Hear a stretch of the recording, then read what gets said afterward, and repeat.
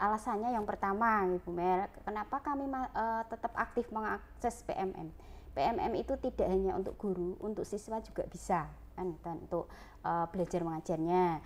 Kemudian selama pendampingan maupun kita pelatihan itu pada waktu masa pandemi kita secara daring. Nah, karena secara daring ada keterbatasan waktu. Nah, kalau kita belajar di PMM itu kan waktunya itu menyesuaikan, kita tidak dibatasi dari jam sekian sampai sekian, tapi bagaimana kita mensinkronkan dengan kebutuhan dan waktu yang ada di kita.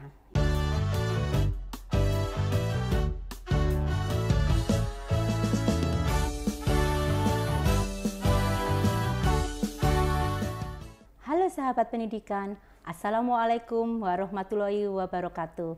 Jumpa lagi di RTL, Ruang Tanpa Lobi, ruangnya BPPMP Provinsi Jawa Tengah yang sebagai tempat ngobrol apa saja terkait dengan pendidikan.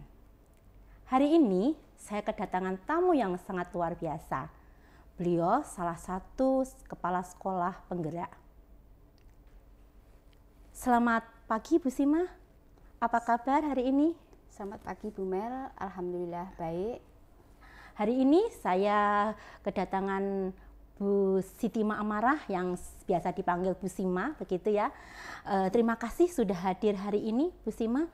Kita ngobrol-ngobrol santai saja ya, terkait dengan pengalaman Bu Sima dalam mengakses platform Merdeka Mengajar. Siap Bu Mel. Ya, oke. Bu Sima, sudah berapa lama ya Bu Sima mengakses PMM itu?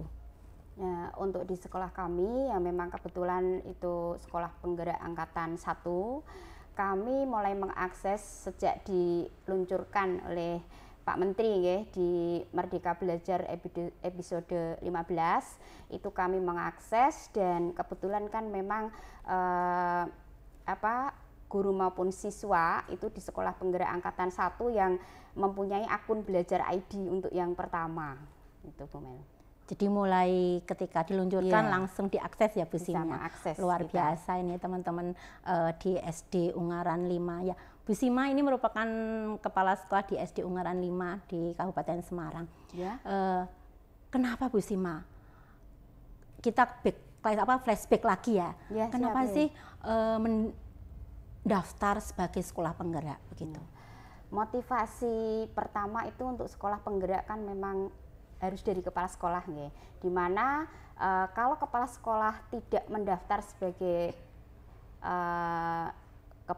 calon kepala sekolah penggerak, otomatis sekolah tidak akan menjadi sekolah penggerak. Nah, motivasinya karena sekolah kami pada saat itu secara sarpras juga minim, dan dengan adanya sekolah penggerak nanti kita akan ada pergerakan perubahan baru dan juga bantuan sarpras, itu yang memotivasi. Dan yang jelas juga memberikan contoh kepada Bapak Ibu guru yang masih muda untuk selalu mencoba, apalagi semua program-program yang sedang in trend dan diluncurkan itu wajib dan harus kita coba. Itu Bu Mel. Ini loh sudah sekolah penggerak, sudah mendapat pendampingan, pelatihan, kok masih termotivasi daftar mengakses PMM itu, kenapa Bu Sima? Itu alasannya yang pertama Ibu Mel, kenapa kami tetap aktif mengakses PMM. PMM itu tidak hanya untuk guru, untuk siswa juga bisa, kan, dan untuk belajar mengajarnya.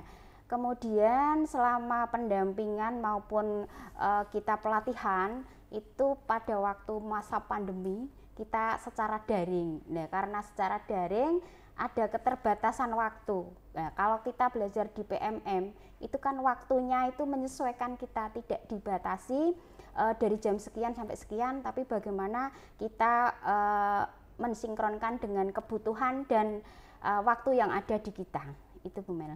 Oke, berarti yang mengakses PMM ya, platform Merdeka Mengajar di sekolah jenengan itu tidak hanya kepala sekolah ya, semua guru juga. Kepala sekolah, guru semuanya, siswanya juga. Siswanya juga. Siswanya sudah bisa mengakses dengan kita mendapat bantuan Chromebook. Ya, itu satu kombo bisa dipakai oleh guru dan siswa dengan akun Belajar ID masing-masing. Oke, berarti siswa juga mengakses, guru mengakses. Yeah. Nah, penekanan jenengan ya ke guru-gurunya itu ketika mengakses PMM di menu yang mana, Bu? Kalau pada awal itu memang Bapak Ibu guru pencariannya itu di contoh-contoh untuk perangkat pembelajaran, karena memang di sekolah penggerak angkatan pertama itu kan kita mencari contoh juga sulit, artinya kita membuat semampunya. Kemudian kalau sekarang ini lebih banyak ke pelatihan mandiri, ya, karena perangkat sudah bisa menyusun ke pelatihan mandiri, dan memang saya selaku kepala sekolah itu memotivasi Bapak Ibu guru selain belajar, ya, untuk lebih memperdalam semua topik yang ada di platform Merdeka Mengajar, Bu Mel.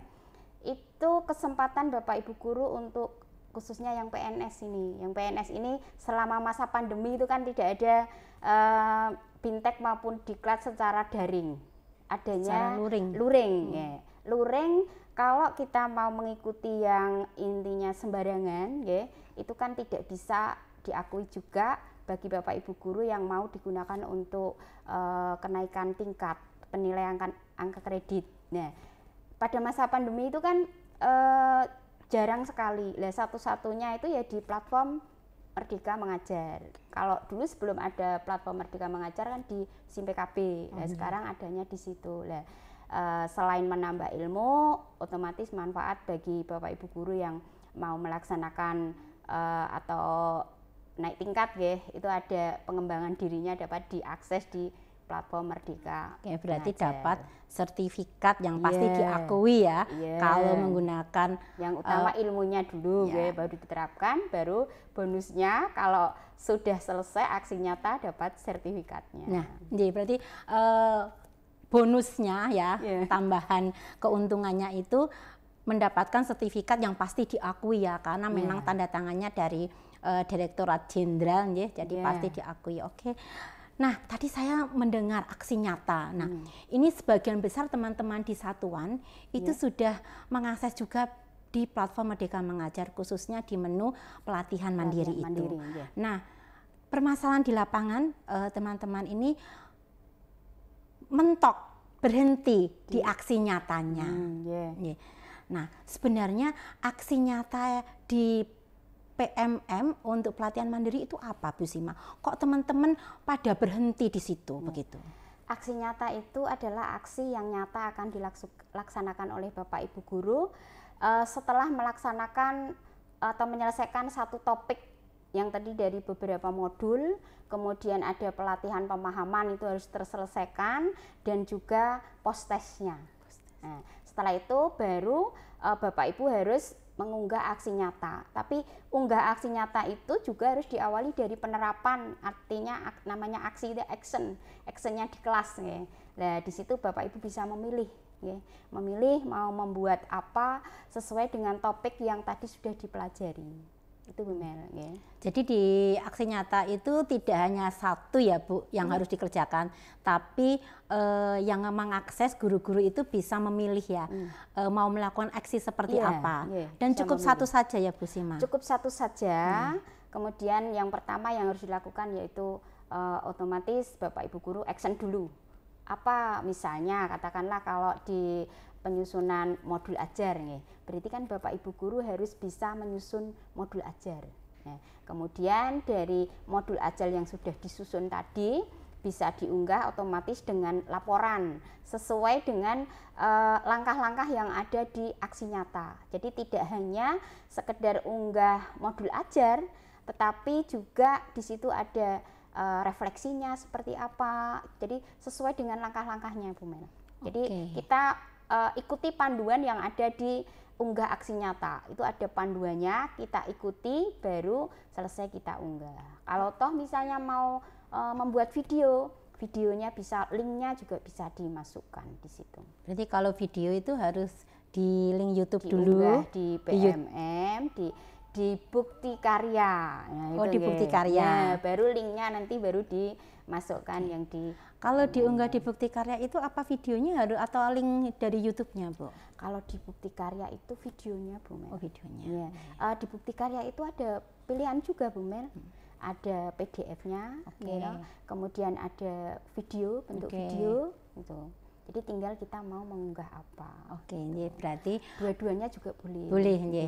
Kalau misalnya nih Bu tidak di bukti karya nyata ya, di PMM, boleh nggak misalnya saya membuat aksi nyata yang diunggah di YouTube, kemudian linknya dimasukkan di aksi nyata, itu bisa enggak, Bu? Bisa, ya. Tetapi untuk unggah aksi nyata itu kan bentuknya PDF, Bu Mel. Oh, PDF. Ya.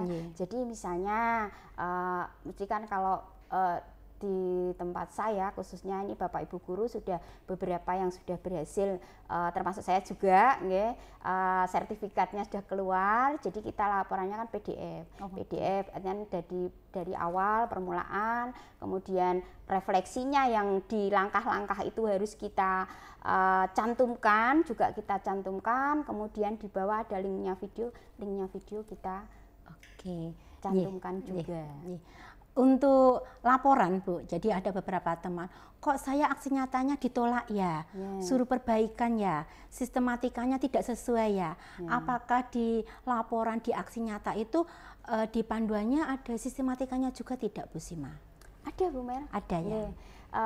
Yang jelas poin-poinnya, biasanya yang penekanan yang harus ada itu di panduan atau langkah-langkahnya itu biasanya tercetak tebal hitam. Nah, itu wajib ada, wajib dicantumkan. Misalnya refleksi, kemudian strateginya mau menggunakan, ibarat kata kalau kita tidak paham bahasa Inggris, itu warna-warna topi. Nah, itu kan berarti harus pakai itu. Jadi sesuai dengan langkah-langkah atau topik yang dipilih, kemudian langkah-langkahnya kita buka, ya kita sesuai dengan langkah-langkah itu. Kalau sudah sesuai, pasti terakurasi dan tervalidasi, gitu ya. Ya, oke.